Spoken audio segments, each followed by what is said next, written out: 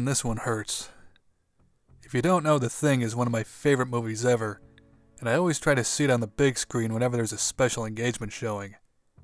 So when I heard the announcement for a new movie, I just went, why? Why would you even attempt making another Thing? Because no matter what you created, it would always be in the shadow of the 1982 John Carpenter film, one of the greatest suspense horror films ever made. But when I heard it was going to be a prequel to the Carpenter film, I knew it was doomed because other than X-Men First Class and the Young Vito segments in Godfather 2, there are really no great prequels worth watching to me. That's because the biggest flaw with making a prequel is that the drama of not knowing what will happen next is gone. You already know how the story is going to end, so there won't be any surprises for you. Also, when you make a prequel, you cannot change anything that was introduced in the first film. The screenwriter of the 2011 film admitted how difficult it was writing the script because he had to incorporate everything that was shown in the beginning of the Carpenter film. They had to include an infected dog, 2 survivors in a helicopter, a fire axe in a wall, a man who slit his wrists, and a thing that was set on fire. But what was really frustrating is that the filmmakers went out of their way to preserve all this continuity, but left a gigantic plot hole in the film.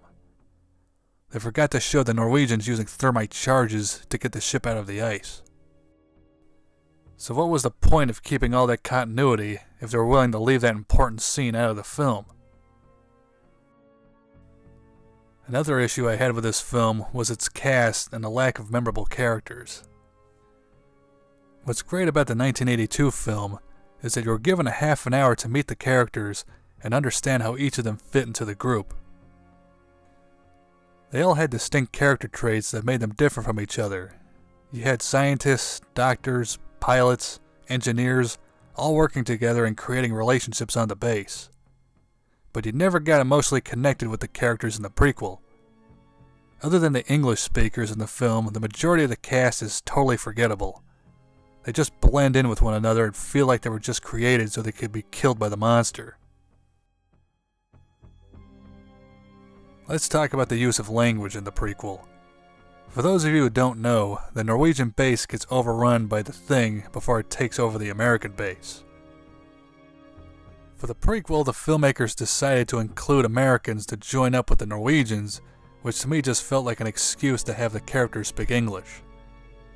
I know it would have been difficult to have a subtitled movie with an all-Norwegian cast, but I truly believe it would improve the film's quality. Now let's get into the most controversial topic of this movie, the decision to use digital effects instead of practical effects for the creature. This is controversial because the special effects company, Amalgamated Dynamics, was hired to make animatronics for all of the Thing transformation scenes and thought digital effects would only be used when it was necessary.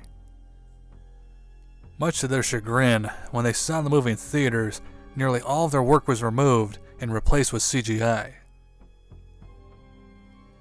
I could forgive a lot of this film's flaws if they did a great job on the special effects, but they couldn't even do that right. The Rob Bottin effects in the 1982 version are still some of the most impressive practical effects ever done on film, and it's a sin that CGI was used in the prequel at all. What made the Thing monster scary is that it's an organic life form that looks like it's really attacking the characters.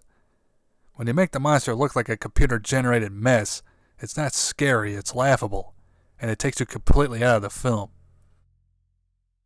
So was there anything good about the prequel? Well, I noticed 2 things. One was the concept that the Thing could only imitate organic material and rejected metal plates and fillings from the bodies. That was a clever way to find out who wasn't infected, but it wasn't as dramatic as McCready's blood test. And I like the idea that nationalistic pride was the reason why the villain did not want to alert anyone about the discovery of the alien. I wish this character motivation was explored more, that he was willing to risk his friends' lives just so he could be famous and look like a hero back home. But like everything else in this movie, his character was underwritten and underwhelming to watch.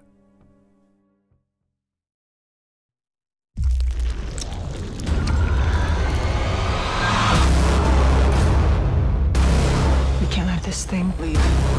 If it makes it out of here, millions of people could die.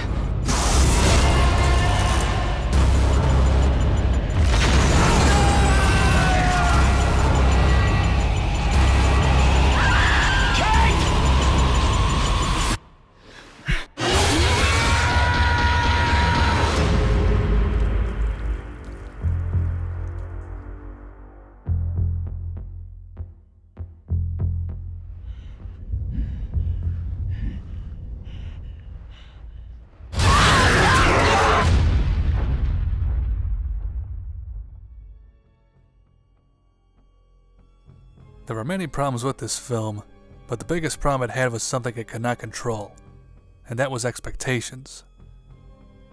John Carpenter's The Thing is one of the best horror films ever made, so anything less than a masterpiece would be a disappointment in many fans' eyes. So I actually have a lot of sympathy for the filmmakers who were hired to make this. The odds were stacked against them from the very beginning, and if there's anything to be learned from this, is that you don't mess with perfection.